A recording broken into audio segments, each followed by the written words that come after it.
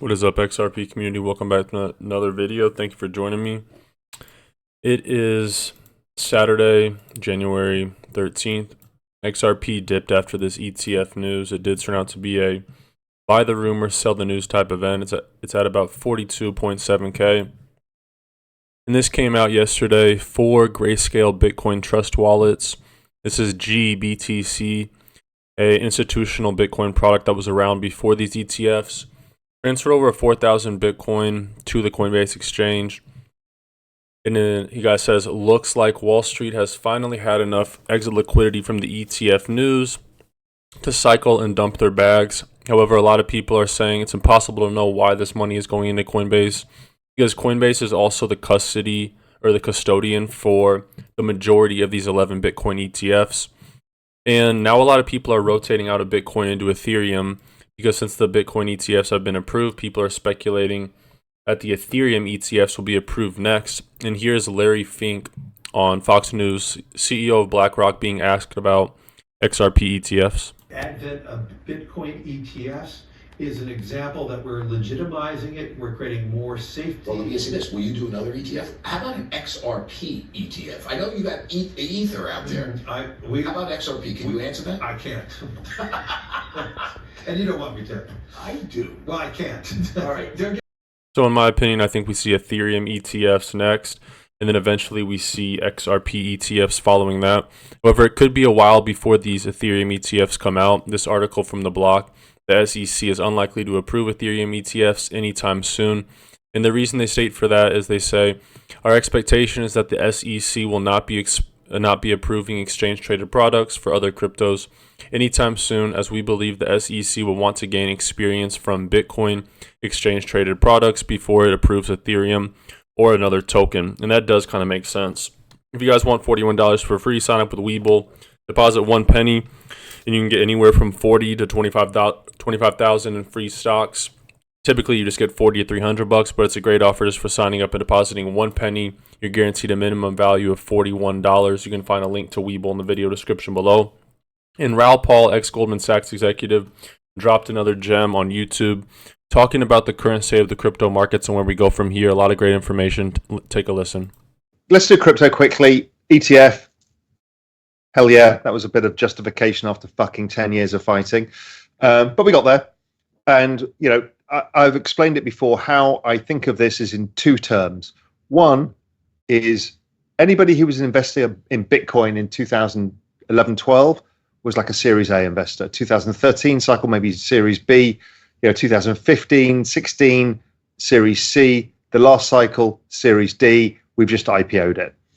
And usually when IPOs happen in strong markets like this, it reminds me a lot of the late 90s. And I was trading a lot then. I was at Goldman as well then.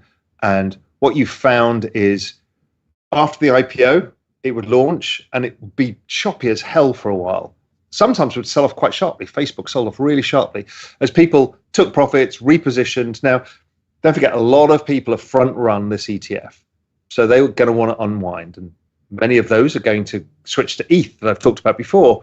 They think, rightly so, that ETH is the most likely candidate for the next ETF. And if Bitcoin went up 100% because of this ETF, ETH will go up 300% because it's less liquid, put the same amount of money in. Also, there's a lot of people unwinding the GBTC arbitrage, closing that position, selling out, moving into a different ETF. There's a lot of shenanigans going on.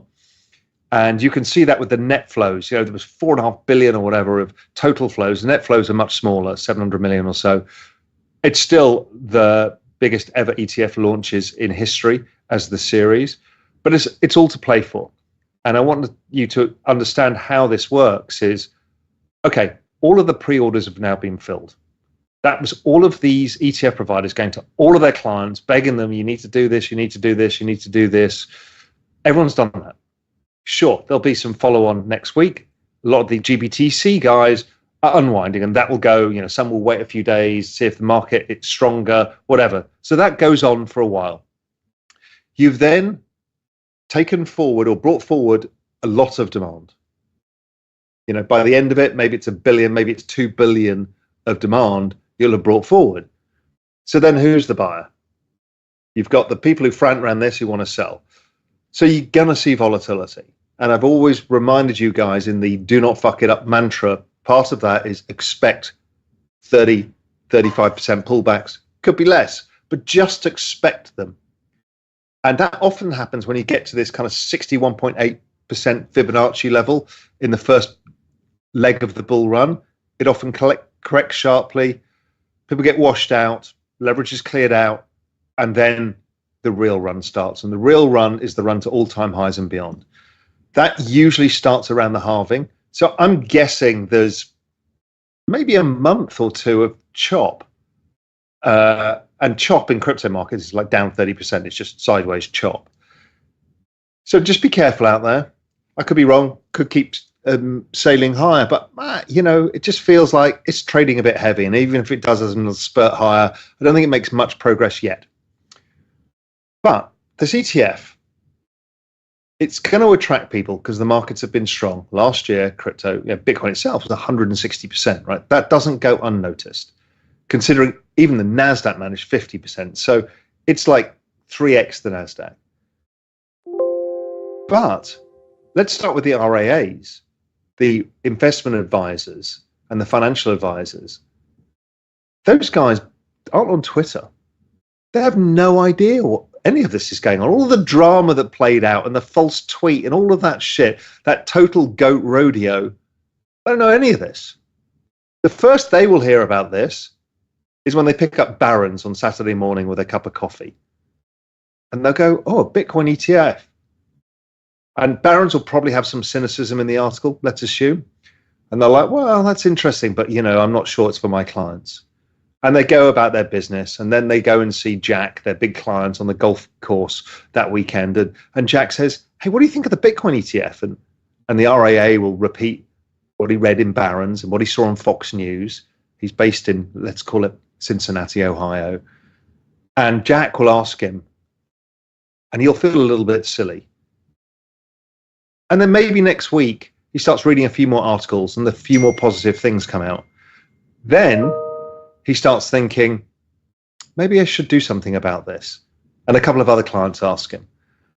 And eventually, he goes and has his steak dinner with his other friend, Mark, who runs the tire franchise in Cincinnati. And Mark's got tons of money and is a bit racy and likes investments like this. And before you know it, he starts building an order book and getting his clients in. He can see they're interested. He's incentivized by the sales process and the commissions. And before you know it, he's mobilized. It's the same with all the RIAs. This takes time. They're not smiling on, oh my God, there's a Bitcoin ETF out. Let's all go. It doesn't work like that. It's a relationship business built over time. And this is, all across the United States. It's not New York City in a dealing room. It's a very different world out there. So that's why it takes time. It's the same with any of the institutions who might be thinking about it. Some fund manager who thinks I can sneak it into my portfolio now and not tell my risk manager that I've got crypto. I'll just sneak it in as an equity and hope they don't find out. Same with hedge funds. So that's all to come. And that's why there tends to be this gap. So that's how I'm thinking about it right now. Also, my view, and I've made this very clear, is Solana's my favorite horse in the race of the big ones. I think the first phase is always Bitcoin outperforming. Next is Ethereum. It's at this point in the cycle when the global liquidity turns higher. And when global liquidity turns higher and you've got a catalyst like the ETH ETF, it'll start picking steam. We saw that last couple of days. It was like, wow, okay, ETH is really trying to outperform. I think it bottomed on the massive ETH wedge chart that I put on Twitter yesterday. And I think it will continue higher over time. And I think ETH massively outperforms Bitcoin for the rest of this cycle.